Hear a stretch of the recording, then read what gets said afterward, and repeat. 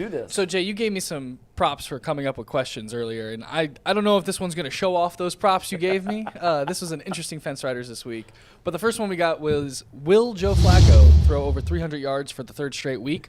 I think I underestimated how much Kool-Aid you guys are all really consuming out there, because everybody said yes for this one. Well, the proof is in the performance.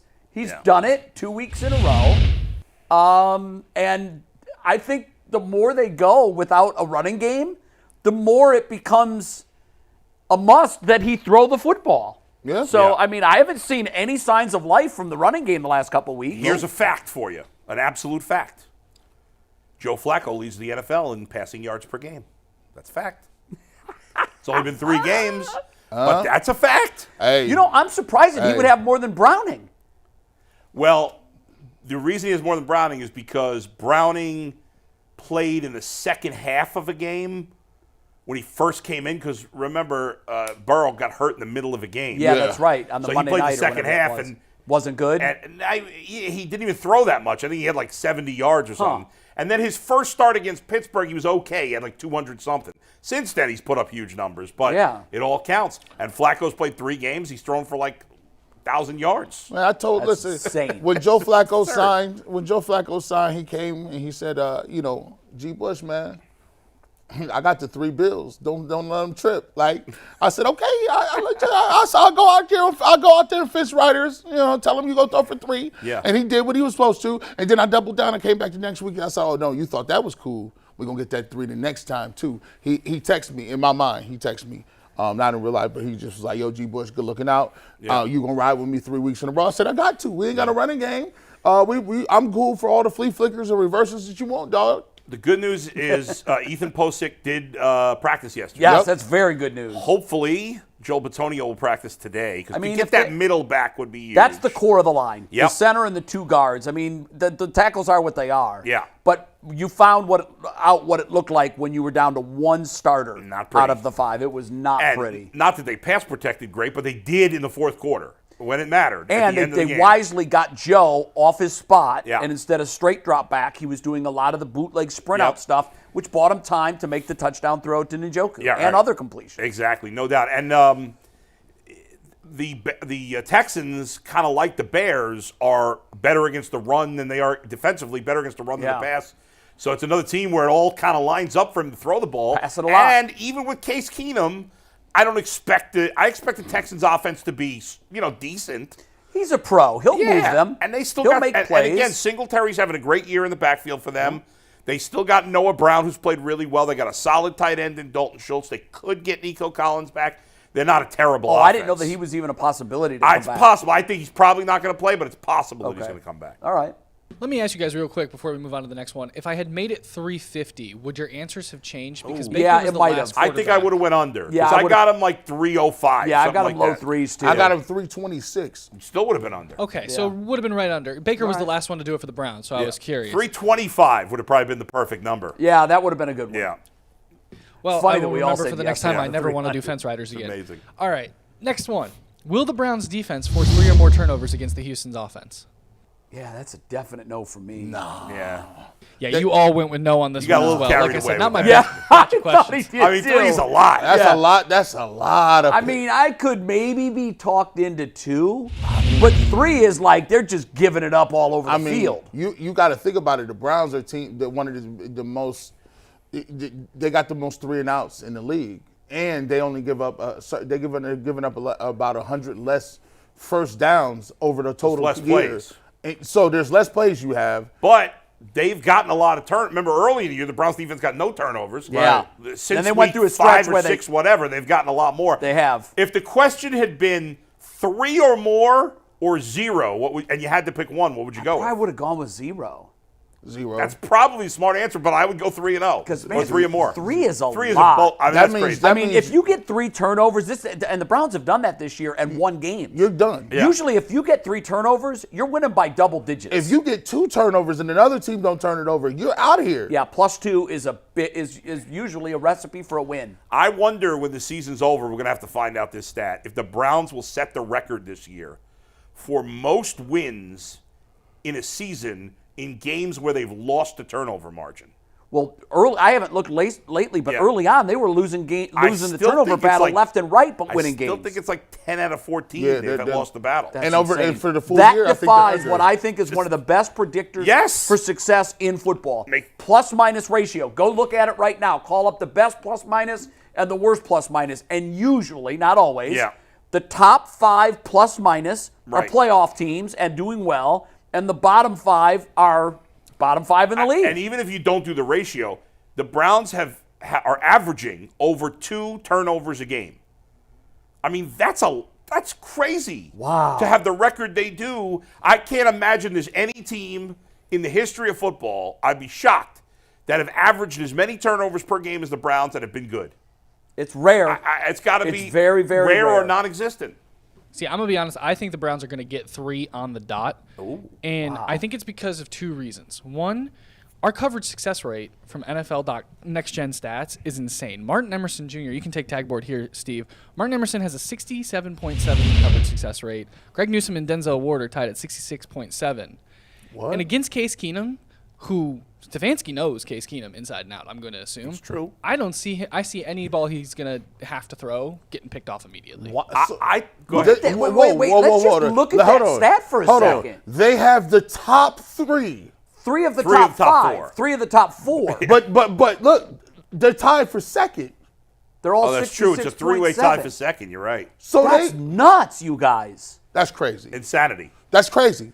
That's crazy. Particularly because they're running so much man. Man, that's more opportunity to get beat. And when you mix that with the ability to bring pressure and the creativity and the fact that he puts maximum pressure, I think Chris Sims said this. He's like, I love watching the Browns because the Browns defensively under Jim Schwartz, they don't do the things other teams do. They'll say, all right, it's 1st and 10, certain part of the field. Let's run cover 3, give them a little cushion. We might think they're going to run the ball. Let's give them 4 on this play. Yeah. Jim Schwartz don't give you nothing. He don't concede nothing. He's like, just give you 4. Let's go play press man coverage, bring somebody, and we think we can get you for a 4-yard loss. Now it's 2nd and 14. Particularly because first down has become more of a passing down than it was before. So when you get down if it's 2nd and 14, 2nd and 12, you're done. Because they're pass rush. Yeah. They just say, okay, well, you're not going to get. And that might be why they lead the league in 3 and outs. Yeah. I mean, they're putting teams behind the sticks. That's hard. I think that whether they have a lot of turnovers, force a lot of turnovers, is going to be based on if the Browns get a big lead in this game and the Texans have to throw, then they could get. Then they're in trouble. Yeah, I think they're going to want to run the ball because, like I said, Singletary's played great since he's been their starter. He's been fantastic. And slows the game down. Yeah, I think they're going to want to. That's what they're going to want to do. But that's easier said than done. For the most part, outside of that, Browns had that 3-week stretch where they were struggling against the run. Right. But for the most part, like the Bears, they wanted to run, but they couldn't run last week. Yeah, not even the quarterback. Nope. All right, guys, are you ready for the next one? Yeah. So we're going to stick with rushing here. So the 2 questions, clean sweeps. Clean sweeps on both of them. Okay. We had 3 with clean sweeps, spoiler alert, I will say. Wow. But this next one was a pretty good split. Will the Browns... What was that? I said you asked terrible questions. Yeah. The sad thing is I made them twice. Yeah, that's right. The first time was even worse. Was it? Yes, it was worse. The first one was worse. Will the Browns as a team have 85 or more rushing yards? This was a pretty clean sweep. Jay, you took yes. I said Mike yes. and G. Bush said yes. And then Earl, Bull, Jason, and Tyvis said What do you mean no. it was almost a clean sweep? It was half and half. Actually, I said this one was a good split. Yeah, 3-4. I mean, that's all it can be. It can't be even because we have 7 people. I think yes because I said this Monday. At some point, the Browns are going to have to find a run game. If not, that will be the reason for their peril. You can't go into the playoffs against really good teams and saying, we're going to throw it all over the place, and that's just the way it is. Tom Brady's Bucs were that team last year. And they couldn't get it done because the defense was just like, okay, Tom, we're not going to give you any passing lanes. Right. We're not worried about stopping the run because you don't even try to run anymore. You've waved the white flag. The worst thing the Browns can do in these last 3 games is give up on the run. They have got, somehow, by hook or crook, and if that means they stick with it, if you're 22 yards on 11 carries, obviously the team is like, oh, we got to stop that. No, You have to keep pounding the ball because you've got to establish the run. You have to.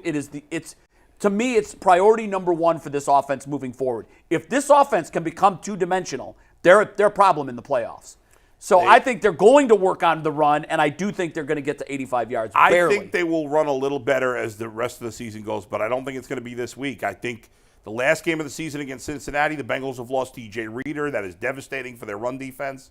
And the Bengals weren't a great run defense team. Where are they, middle of the road or below? They're below, and without him, they're definitely well below. Yeah, you would think. I think they'll amp it up, but I think this week I don't see it. Yeah. Even if they do run it a lot, I don't know that they're going to get to 85 yards the way the offensive line is still banged up. Hopefully by at least, hopefully if you get Bitonio and Posick back, then maybe. But I wasn't confident that they were both going to play this week. I'm banking on both of them playing with my answer. The other thing, too, is you break one, and I don't even mean break it for a home run. Right. Just get like a 21-yard run in there somewhere, anywhere. Then you'll get it. And, that can happen. Now you got 60 yards to get somewhere else. I think they do it because I think there's smoke and mirrors you could do. Goodwin looks like he's back in the mix. You could always jet sweeps. The emergence of the Elijah Moore package without Elijah Moore.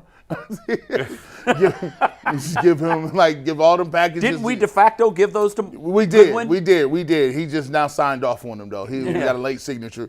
Or a long extension of that is the screen game. I think for a while, the last couple of weeks, we haven't run very many screens, and the one screen we did run to Pierre Strong got called back. But that doesn't count towards this statistic. No, but I'm talking about the long handoff. Yeah. To me, I that's not part of the question.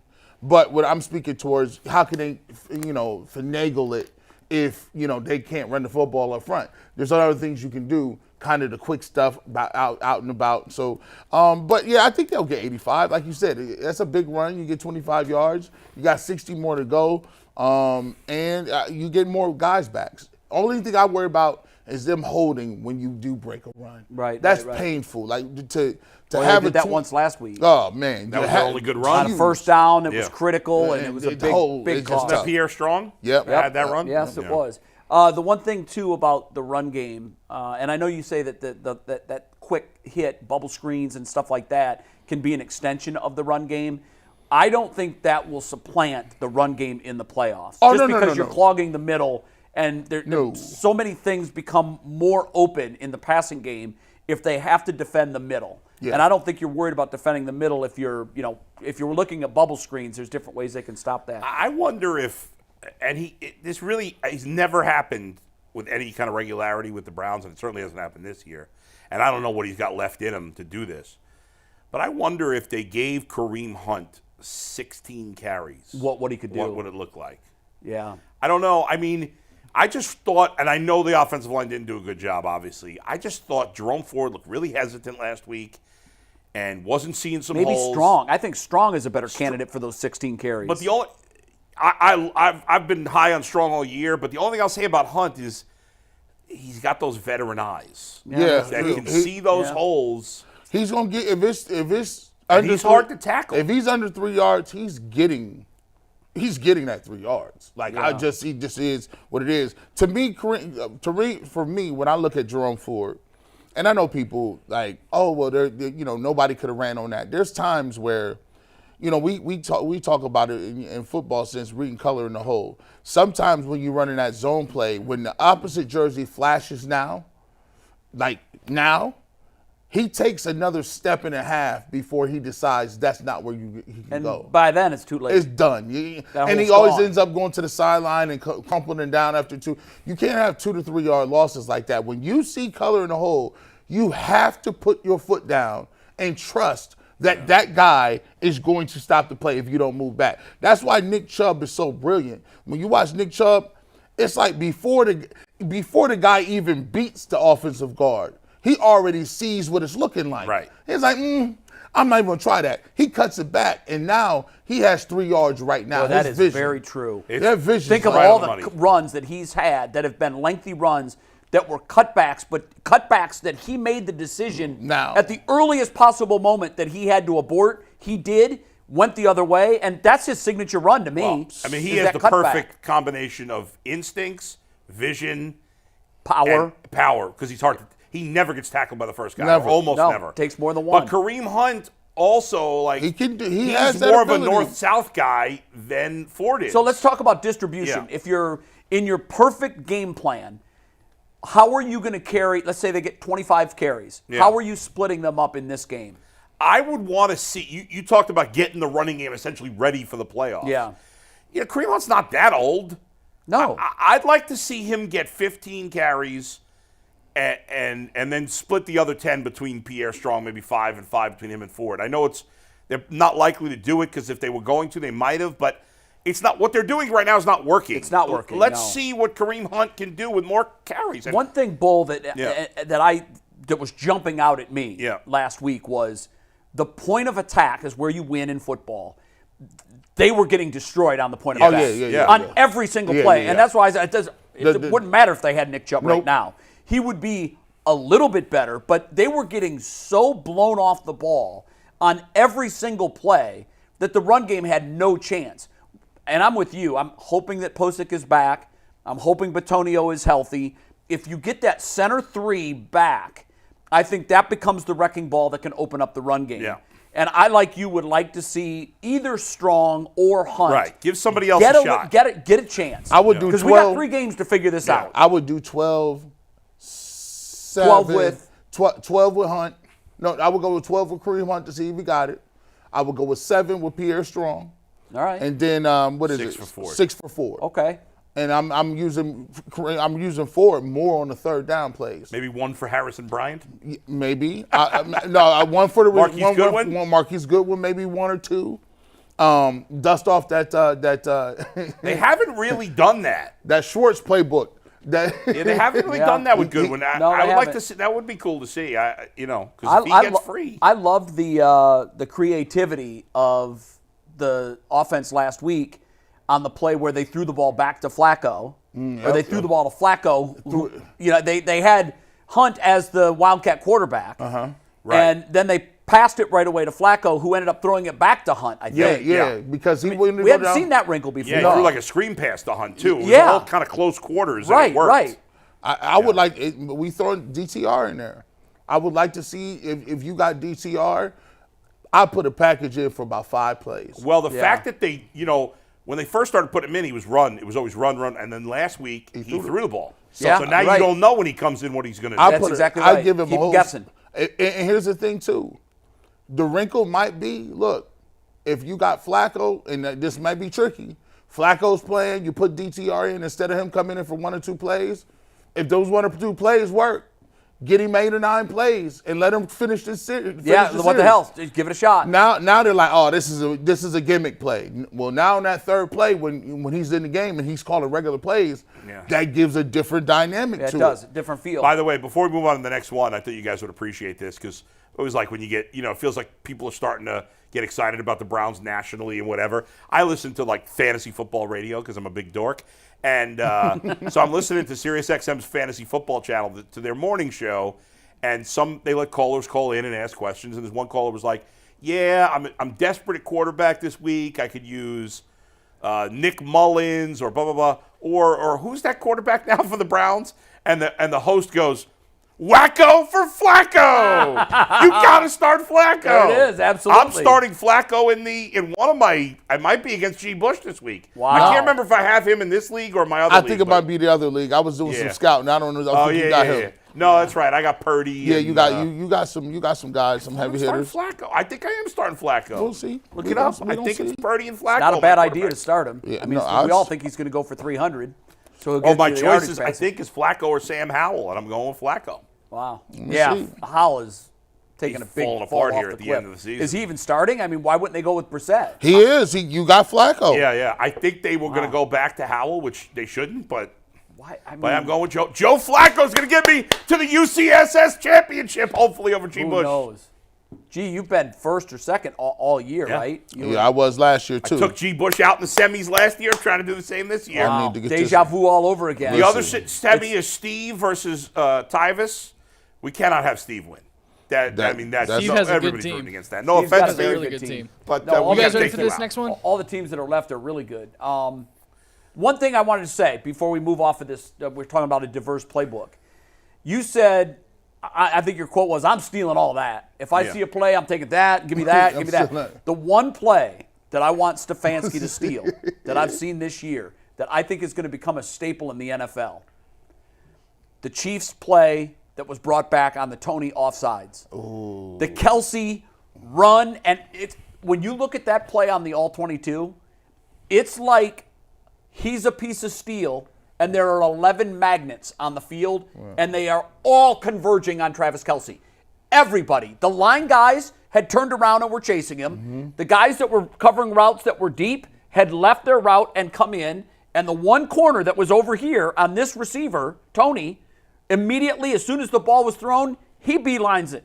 That play works in a vacuum every single time. That play is crazy. Tony was by himself. Looks ugly when you screw it up, but well, now when we've tried plays like that before, we fumble, we bad throw, we bad pitch, because we've stolen a couple of Andy Reid's plays. Yeah, we have. And I always go, it didn't look like that when the Chiefs ran. But I could see like running that with Amari Cooper and Marquise Goodwin. Yeah. Why not? Or David Njoku. I mean, you've got to have a super. Now, if Kelsey was a quarterback at Cincinnati, you've got to have somebody who's cool, calm, and confident. Yeah. Because you know as well as I do, in the times that you played quarterback in your backyard football games, it's one thing to say, I can make that throw every time. It's another thing when you got guys running at you. Right. Ah! That especially. And so Kelsey's got, he literally had to know, I'm going to get crushed, but if I don't make this throw, it could be a turnover or a six the other way. Right. So he stops, he gathers himself, makes the perfect throw to Tony, who was in stride. That play's unstoppable. When you throw in that football, you can't think. No. It's almost like you get hit the ball at third base. Who would we have as the thrower? As the receiver? Jarvis Lane. No, Jarvis Lane. Jarvis is gone. I don't know. Like Cooper or Njoku throw? Because I like the idea of pitching it to Goodwin.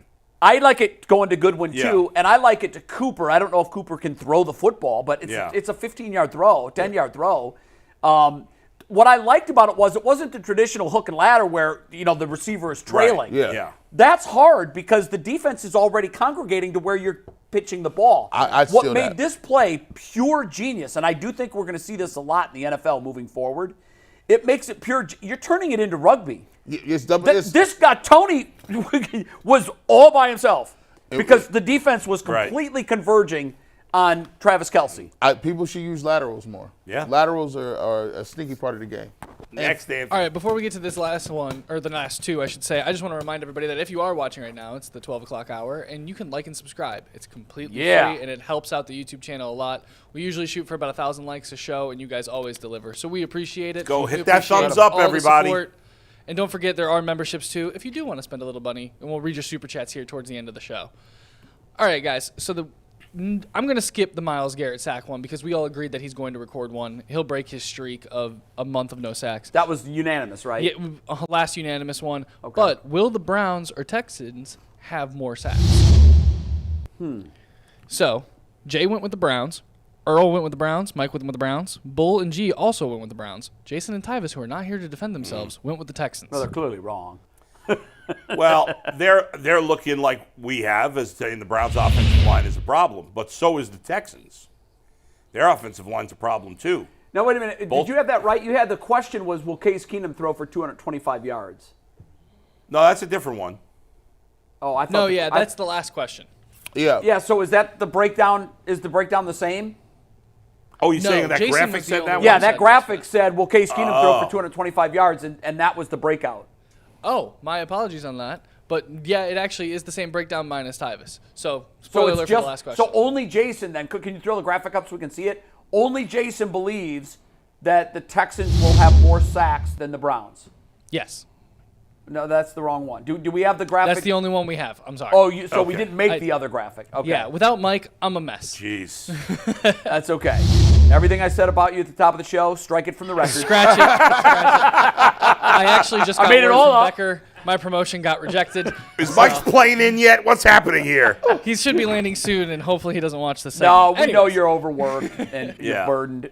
We forgive the mistake. It's human. I just think it could be close. I mean, it really depends again do Bitonio and Posick play? If they do, I think the Browns will definitely have more sacks. If they don't, both teams can end up with a lot of sacks. I do think I throw a caveat into that, too. There's a lot of qualifiers. I also think that Myles Garrett has to be a lot closer to Myles Garrett than he was last week. Sure. I still think he's got lingering effects. Look, guys, I think that this is not a bold prediction, but I think at the end of the season, it's going to come out that he's going to need surgery. I just think the injury was that bad. And I think that him being the Iron Man that he is, knowing that he was in the running for DPOY, and knowing that he's got this team closer to where they want to go than they've ever been before, that he said 75% Myles Garrett is still better than 100% of anybody else we can put out there. So I'm going to grin and bear it. I'm going to gut it out. But I do think at the end of the year, we're going to find out that he's – because this, remember, same shoulder and same deal that he was messing with last year. Yeah. So get it fixed in the offseason and be done with it.